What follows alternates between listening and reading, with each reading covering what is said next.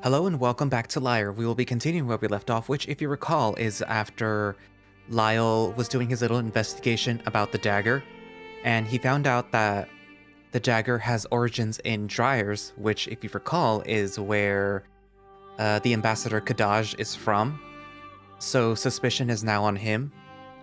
However, before he was able to return to the castle and bring forth his findings, Sir Bjorn found him and started to attack him, thinking that he was basically, not fit to be the captain of the knights, and bringing a whole bunch of accusations to him, and, deciding that he was going to take justice into his hands. And unfortunately, it ended up with Lyle passing out. Thankfully, though, I think the guards were able to come in and subdue Bjorn also, but, well.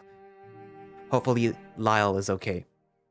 Also, I think in the previous video I also said that this was going to be a Richter story, or part 2 of chapter 10, Richter, but no. It's actually Andrius. So yeah. So I guess we get to see the fallout of what happened with Lyle. So anyways, well, let's begin and see what happens. Part 2, Andrius. A chilly draft settles on the ground beneath Andrius's hooves. The entire room is thick with silence. The silence is so strong that one could possibly hear their own thoughts echoing off the walls. Andrius leans into the throne, the great hunk of wood standing tall in the mass of ground beneath it. Royal guards clad in snowy white cloaks line the steps up to the tree-like chair, each facing forward, the sunlight bouncing off of their armor. Elizabeth and Leif are positioned on each side of the throne. Liz is on his right, sitting in a small chair placed on the step. She's looking at the ground, deeply lost in thought. Leif stands on his left, his arms beneath his back, rocking back and forth on his taloned feet nervously. The bird was always skittish, but what happened this morning has left him more on edge than usual. Andrius drums his hard fingers on the arm of the throne, his patience draining by the minute. I thought that he was already in our custody. Liz looks up from the ground and straightens her posture, glancing in Andrius' direction before responding. I'm sure that they will be here any moment now. You have to remember, they're not here to be put on trial. The position that they've been put in because of the situation. They've been put between the hammer and the anvil, so to speak. Respectfully, Elizabeth, I don't see it that way. They may not have been caught at the scene of my father's murder, but I feel that they're trying just as hard to drag this kingdom into the ground. Your Majesty, I'm afraid that I must agree with Minister Rain. Leif tiptoes forward a bit, trying his best to keep eye contact, but constantly glancing around the room. In my experience with him, he only seems to be a bit eccentric. Then explain to me why he would try something so rash. I can't explain that. That is something that I am unable to gauge. But don't worry, we're going to find out.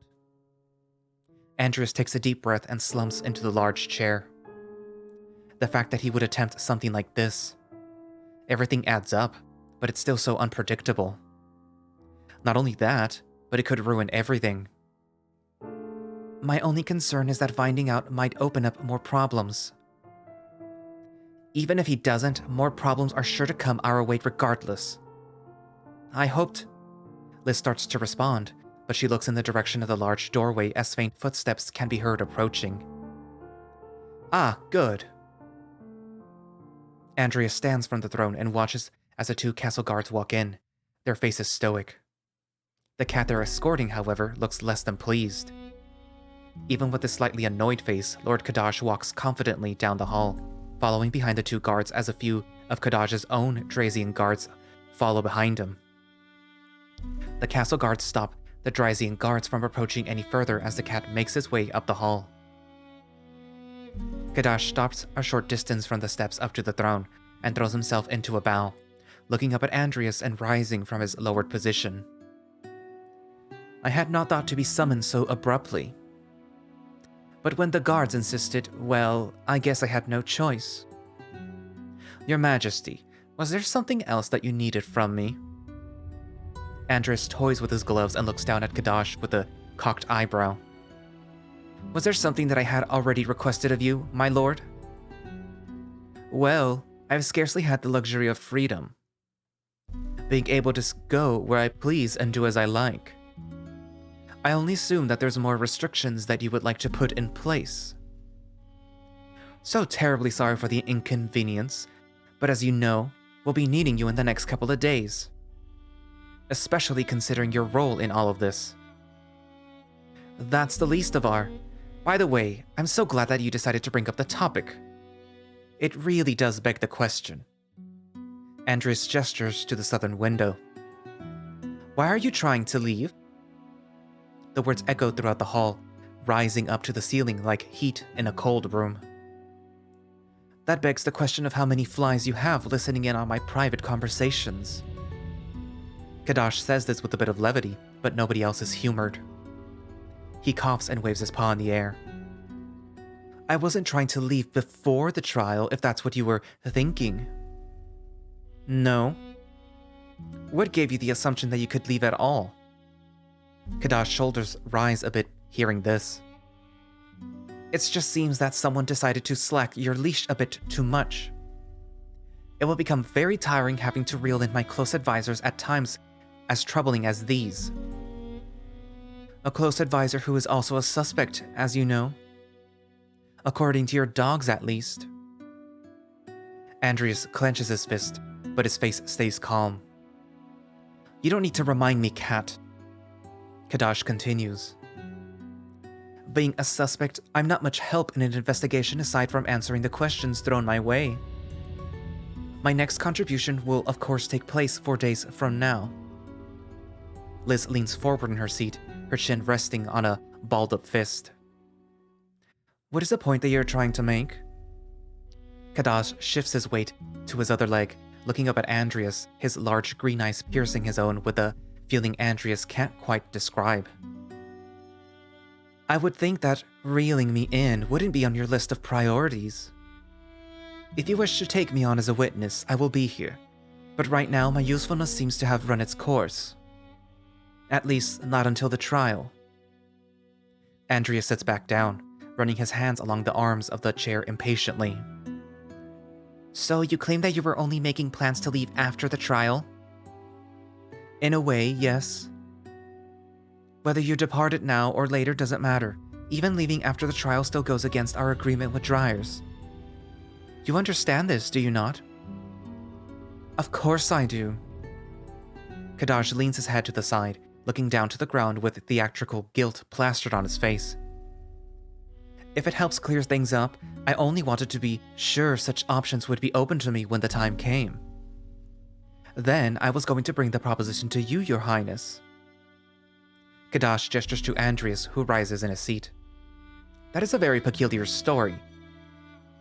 Peculiar, yet true. That is one thing people never expect from me, but I tell the truth quite a lot. To me, it doesn't make much sense to make such a proposal without first knowing whether my retainers would be able to make the journey so soon. I'm sure that all of us have it figured out, but just to be clear, what is this proposal? Liz smooths out her robe and straightens her posture, as if to let Kadaj know that he has her full undivided attention. I know that contract with Aaron and my own kingdom has already been made, but I feel that it won't be enough to cool the flames, even after this business is settled with our unfortunate Aaron Lord. He steps forward a bit. Andrius can't help but be intrigued by what he had planned. He knows that he can't be trusted entirely, but something about this cat strikes his curiosity. As Kadaj tries to continue with his plea, a commotion can be heard coming from up the hallway. The racket gets louder and everyone stands and turns towards the entrance. The guards at the door stand at the ready, while 2 of them go out into the hall. When they return, a few more guards and 2 members of the Royal Guard enter. One of them is Finn, the eagle who usually gets assigned with Bjorn. The other one looks to be worse for wear, his arm slung around Finn's shoulder for support. His cape is ripped and armor scuffed and scratched. Andrius quickly realizes that it's Lyre. His face is wrapped in bandages, with one of his eyes covered up. One would be surprised if he could even speak with the amount of bandages wrapped around his snout. He seems to be able to walk easily, but his head slumps down into the fur around his neck, showing that he is not entirely with it. Lyle! Leif scuttles down the steps up to the throne, making his way over to Lyle. Lyle pats Finn on the chest, and Finn lets Lyle's arm fall off his shoulder, backing away cautiously and allowing Lyle to steady himself. What happened? Good lord. Leif is practically running circles around Lyle, checking him, then making him bend down so that he can get a good look at his face. Oh my, your wounds look terrible. These bandages look awful too. I'm fine. Leif looks up at Finn. How did this happen to him? Lyle blushes and looks at the ground, and Andrius can't tell if it's from embarrassment or from all the commotion Leif is causing. The wolf looks exhausted, enough to make Andrius' concern almost match his curiosity. A villager found him at the gates of the castle and told me that Bjorn was attacking the captain in the markets. I quickly grabbed as many castle guards nearby as I could, and we made our way into the village. When we got there, Reed had been beaten to a bloody mess, and Bjorn was laying on top of him, unconscious. Reed was barely conscious, holding together the best he could. A few guards asked around, and the townsfolk said that Reed was acting in self-defense. One villager said that he went for a less than violent approach, and once he did, it was over before they knew it. Bjorn's fists were covered in blood, and there wasn't a scratch on him. Why had he passed out then? We don't really know for sure. He's currently being taken to the infirmary. It could be his chest pains again. If they got worse, it could have been what caused him to pass out. Leif turns to Andrius. You see, he's been a bit ill lately. Andrius points to one of the castle guards. You there. You need to go with Leif to the infirmary so that he can check on Sir Bjorn. Come back once he no longer needs of your service. Leif walks up to Finn, the eagle towering over him. Are Lyle's injuries truly as grave as they look? Or was this just a bit too much bandages from someone hoping to be a field doctor one day? He slowly pans his head in the direction of the other guards, and a few of them try to avoid eye contact. He was all bruised up and bleeding. It looked like he got punched quite a few times in the sniffer. One of his eyes was a bit swollen, but I'm pretty sure that it wasn't horribly damaged. Lyle tries to speak up, each word coming out slowly and a bit slurred. The bandages around his snout don't help either, acting almost as a muzzle. I can still see.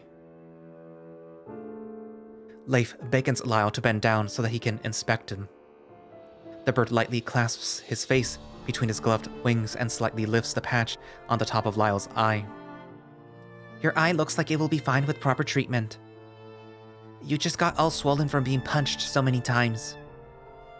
Leif throws his wings into the air in exasperation. Was the blood even properly cleaned? Heavens! Andrius sinks into his seat, letting out an annoyed sigh. No, I shouldn't judge. It's a good temporary treatment. Nevertheless... Leif breaks into a small run towards the door, sprinting backwards and calling out to Finn. Make sure to have Lyle brought to me as soon as possible. Of course. The guard that Andrius addressed runs after Leif, following the small bird out into the hall. Lyle claps his paw to his face, rubbing the side of his head. Lyle, how are you feeling? Do you remember what happened? Kadaj is now sitting on the steps leading up to the throne, holding his tail between his paws. Lyle attempts to respond, but the bandages around his face make it difficult to get even a single word out. He grabs the bandages around his muzzle and stretches them out, allowing him to move his jaw easier. Finn makes a hasty motion to stop him from hurting himself, but he finishes messing with the wraps and continues speaking.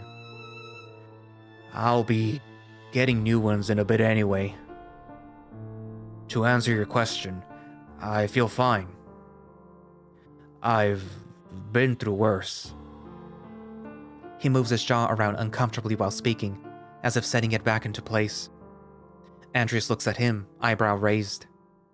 He knows that Lyle's had worse happen to him. Still, his pain tolerance must be pretty high. He can't help but remember when he was a young prince and Lyre was just a squire. He had to wear that eye patch for a whole week after getting back from... I don't care about any of that. What truly happened in the market? Lyre recoils slightly, yet still tries to answer the question. Well, Bjorn attacked me because... Hold on. Everything's a bit fuzzy. Just try to start over from the beginning. Lyre looks around the room, thinking to himself. After a few moments, he shakes his head in disappointment.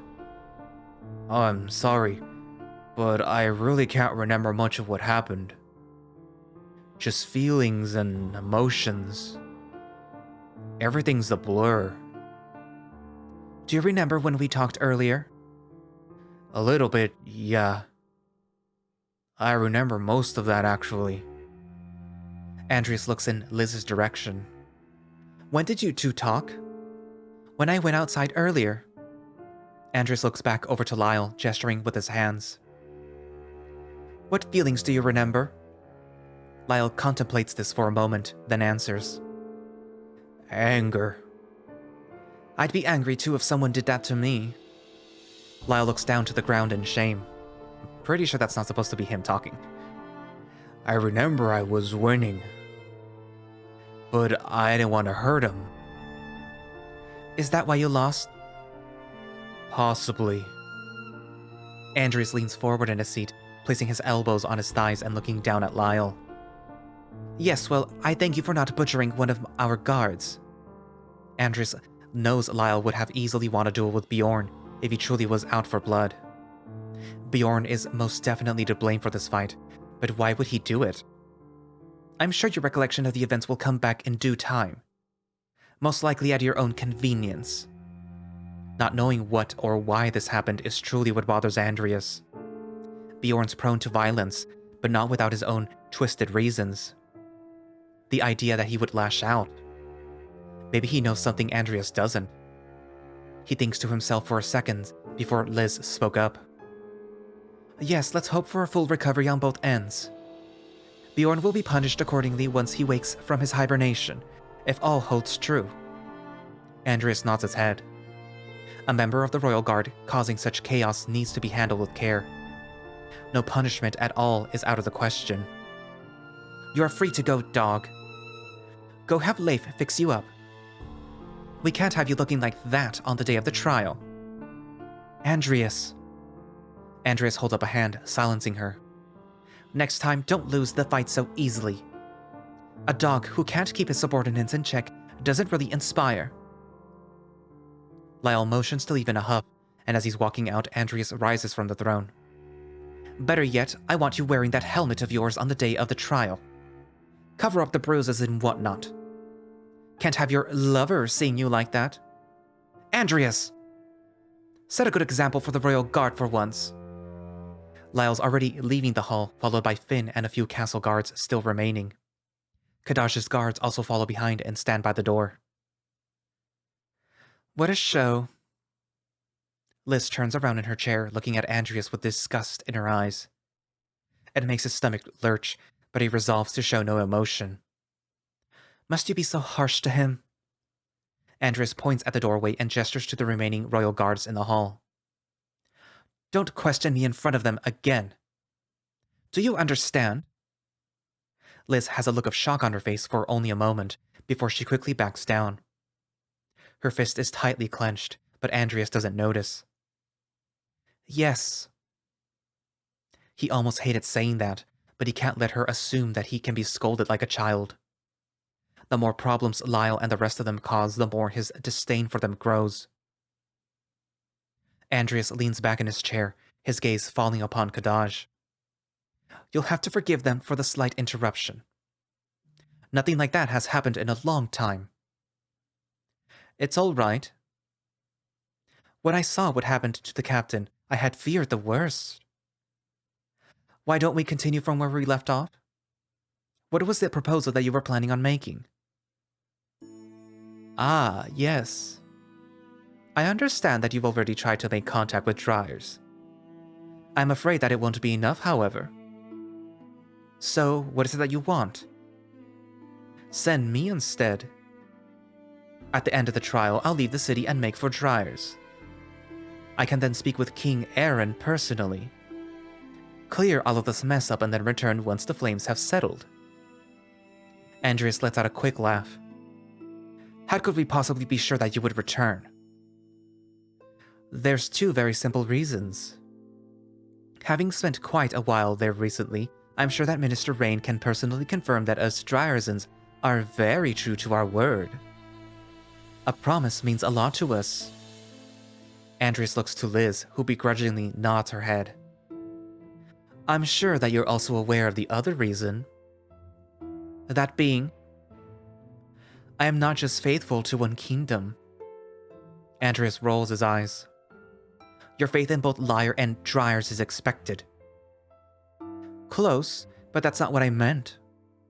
I put my faith in all the kingdoms. I serve Tigran, not just the kingdom I'm currently helping. Kadaj takes a step up the stairs. Now, do you understand? I wasn't chosen to come here by some king. I volunteered. Lyre's reconnection with Dryers and Aaron is paramount if this kingdom wishes to heal the wounds that have been placed upon it.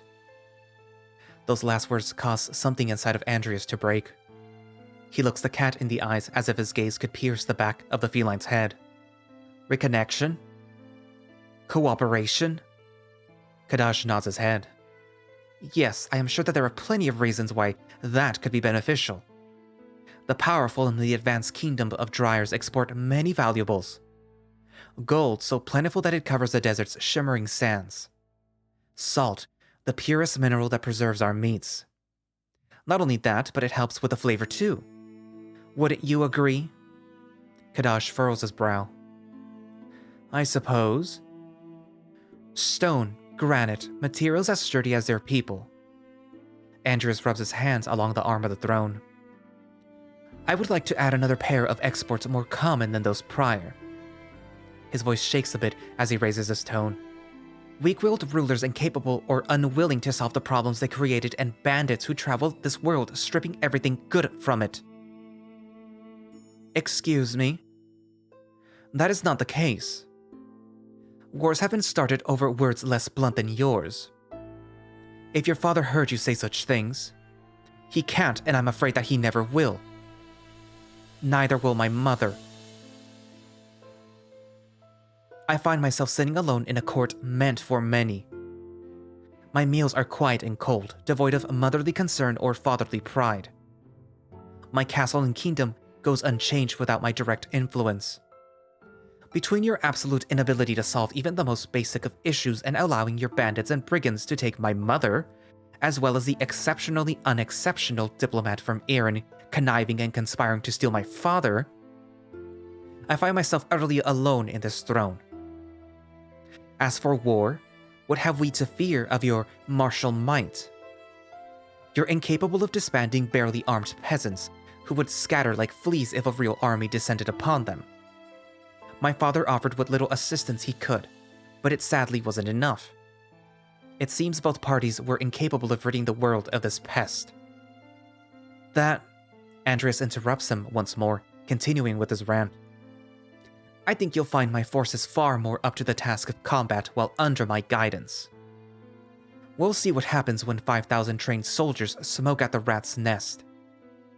Andrius lets out a small laugh, which can barely be heard under his breath. There's an idea. Maybe I'll solve our little problem and clear the canyons myself. Kadaj's tail swishes side to side anxiously as he speaks up. Where are you going with all of this? If you expect me to fight you on this subject, you're mistaken. Although I must strongly advise against causing tensions between Dryers and Lyre. Oh, don't worry. This is all purely hypothetical. I would never dream of doing such a thing without consulting my loyal Minister of War. He turns to Liz as he says this, her brow furrowed and face filled with concern, yet still managing to muster a weak smile. He returns his gaze back to Kadaj. I am merely calling out the weaknesses of your kingdom. You understand what I am saying, correct? The healing of the wounds left on this kingdom is inevitable, while Dryers and Erin continue to let their own wounds fester. It's as if they have much more important things to worry about. Andrius swings his leg to the side, reclining into his seat further. I can assure you that I will bring peace to this kingdom if it is the last thing that I do. Kadaj gives a worried yet determined look, his eyes glinting in the light from outside. Do as you wish, Your Highness. But what is your verdict on my proposal? Andrius sits on the throne silently, thinking to himself. Letting the cat leave after the trial could serve to be useful. It depends how things turn out in the end. Very well. You want to return home so badly? If all goes well with this trial, you may do so. Kadaj looks up, his ears rising. I have your word? Yes. Very well. The cat bows slightly. You're dismissed. We'll speak of this later if all goes according to plan. Kadaj gives another bow in both Elizabeth's and Andrius's direction. Minister, Your Majesty, I await the next chance that we can speak on this matter. His tone of voice is very curt, and Andrius can tell that he's angry, yet satisfied that he got his good outcome. He walks towards the exit, his tail curved between his legs. His guards quickly follow behind him. Once again, the room is occupied only by Andrius, Liz, and the royal guards, with Leif being the only one missing. He sits unmoving on his throne, his chin resting on one hand as the other grips the arm of the throne.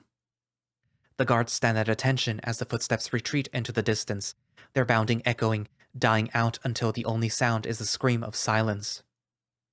It rebounds up and down the hall until even the hardened guards must shift in their armor if just to dispel the lack of noise. The king, however, stays as still as a marionette cut free of its strings. The bandits are such an obstacle for the foolish and fearless, are they not, Liz? I suppose. Andrius looks down upon his guards. Sir Terran, would you be so kind as to find one of the servants? Tell them to retrieve the headsman. They need to visit with the accused, like they usually do. Give them solace and renew their faith, saving them from their sins. Or maybe not. Religion was never my expertise. Have it done anyway. Sir Terran bows and strides out the hall, their cape fluttering behind them. Andrius watches on with a dry look upon his face. Liz sits next to the throne, straight-faced and stoic, like a statue, yet her eyes tell a different story. Andrius can't be bothered, however. The two of you in the front can stay. The rest of you are dismissed. The guards turn on their heels and walk out of the grand room, their armor clattering as they trail off.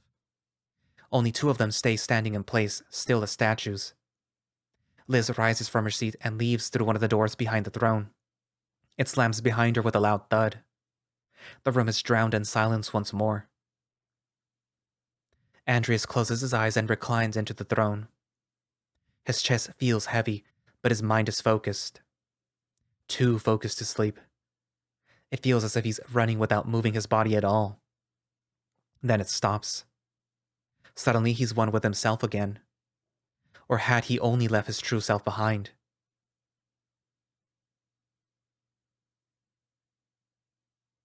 To be continued in part 3, which will be released very soon. Oh, thank you for your patience. Well, Andrius seems to be fitting into his role quite well, I guess. Well, what do you guys think? Do you really think that Kadaj was responsible for the assassination, or is he perhaps being set up? I mean, just because the dagger originated from Dryers doesn't exactly mean that the Dryersian ambassador is responsible. And if I were in his shoes and not guilty, I would probably try to see if I could make my way back home before, poop hits the fan. Let's see. I'm assuming that the story is going to continue next with Richter because he literally just had someone get, which I guess the priest, to go and serve Richter his last rites, which I'm assuming means that again it's going to go to Richter, and he's going to find out what happened, or unless he already knows. Um, hmm. Or what if, it goes to either Elizabeth or Leif? Because Leif has the ability to find out what's happening, or what happened to Lyle and what happened to Bjorn. Elizabeth could also find that out, or if she is responsible or doesn't want Richter to be executed, or doesn't want Kadaj to leave or something, she could be plotting behind the scenes next. I guess we'll have to wait and see what happens. But yeah, this was a shorter episode. Actually, I don't remember how long the previous one was, but yeah, this feels shorter. Very to the point. Also, kind of cool that there was an actual sprite showing Lyle all beat up. I didn't realize that Atmac was gonna have that, which is pretty cool. It's continuity, I guess. Anyways, but yeah. So write down in the comments what you thought of this update. I'm assuming. Okay, so at the day of recording, it's the 14th of January. And we still have at when I'm recording this, there's still one more week of Roads Yet Traveled content, which means that next week, I'm assuming, is going to be Remember the Flowers on Monday, probably this on Wednesday, and then The Heart of Amethyst on Friday. And then afterwards, it's going to be probably The Smoke Room. Oh no, there was another story, but I forgot what it's called.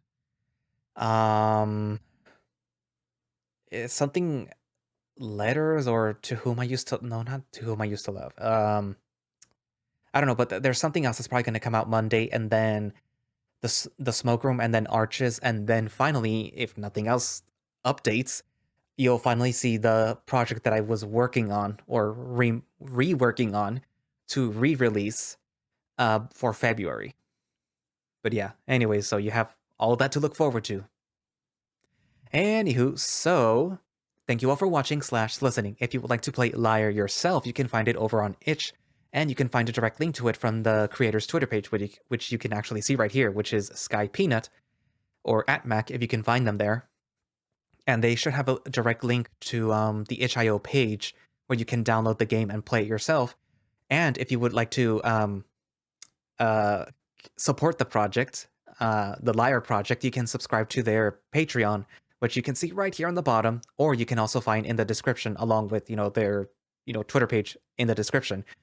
And you get early access to builds of Lyre, so you'll actually see them before I do, and you actually do get to see works in progress of the art, and then sometimes the sprites and sometimes characters before anyone else can if you're subscribed to their Patreon. So that is a big incentive, because I know a lot of you like Lyre. But yeah, so I guess that's it for now, and I will see you guys in the next episode. Bye-bye.